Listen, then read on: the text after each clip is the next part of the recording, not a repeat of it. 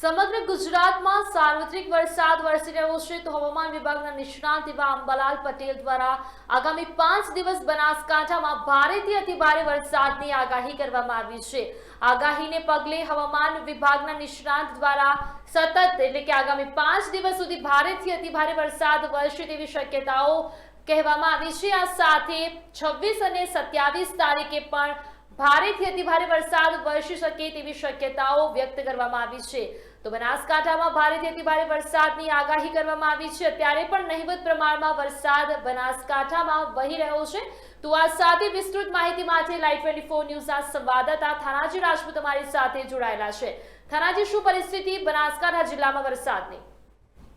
મુસ્કાન, અત્યારે જે બનાસકાંઠા જિલ્લામાં છેલ્લા 2 દિવસથી રીમઝીમ વરસાદ ચાલુ થયો છે અને જે હવામાન વિભાગ અને અંબાલાલ પટેલની આગાહીને લઈને જે કલેક્ટર દ્વારા અને તંત્ર દ્વારા હાઈ એલર્ટ થી લોકોને સતર્ક રહેવા અને સાવચેતીના પગલા લેવા માટેની પણ અપીલ કરવામાં આવી છે અને ઠેર ઠેર જગ્યાએ જે નીચાણવાળા વિસ્તારો છે અને પાણી નો વહેણ છે તે 15-17 જેવી પરિસ્થિતિ ન સર્જાય અને લોકો પરેશાન ન થાય તેના તાત્કાલિક ધોરણે પગલા લેવામાં આવ્યા છે અને નોટિસો પણ જાહેર કરી અને તલાટીઓ દ્વારા અને ગામડે ગામડે પણ લોકોને જાગૃત કરવાની પણ અભિયાન ગોઠવી દીધું છે અને લોકોને પણ મેસેજ પણ મૂકી દીધા છે કે નીચાણવાળા વિસ્તારમાં કોઈ રહેતા હોય તો સજાગ રહેવું।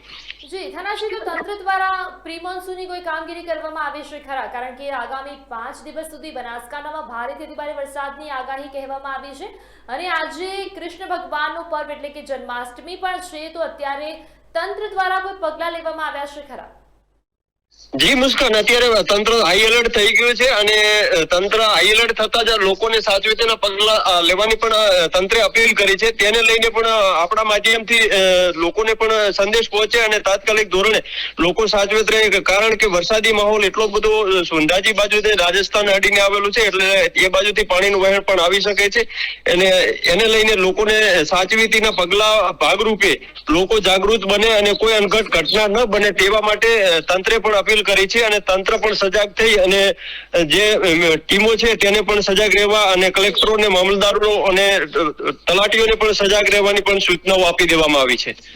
તો જે કે સંવાદદાતા જણાવી રહ્યા છે કે બનાસકાંઠા જિલ્લામાં ઓરેન્જ એલર્ટ આપવામાં આવ્યું છે કારણ કે આગામી 5 દિવસ ભારેથી અતિભારે વરસાદ વરસી શકે તેવું લાગી રહ્યું છે। બની શકે કે બનાસકાંઠામાં મેઘ તાંડવ પણ થઈ શકે તેવી શક્યતાઓ છે કારણ કે હવે ઓરેન્જ એલર્ટ આપી દેવામાં આવ્યું છે। થાનાજી, આભાર આપનો વિસ્તૃત માહિતી માટે। જે સંવાદદાતા જણાવી રહ્યા છે કે તલાટી, કલેક્ટર દરેક અધિકારીઓને અત્યારે સૂચના આપી દેવામાં આવી છે કે જે નીચાણવાળા વિસ્તારો છે વિસ્તારોમાં રહેતા લોકોને અલર્ટ રહેવાની જરૂર છે કારણ કે આગામી 5 દિવસમાં મેઘો મહેરબાન બનાસકાંઠામાં થઈ શકે તેવી શક્યતાઓ છે। આ સાથે આગામી 5 દિવસ ભારેથી અતિભારે વરસાદની આગાહી હવામાન નિષ્ણાત એવા અંબાલાલ પટેલ દ્વારા કરવામાં આવી છે।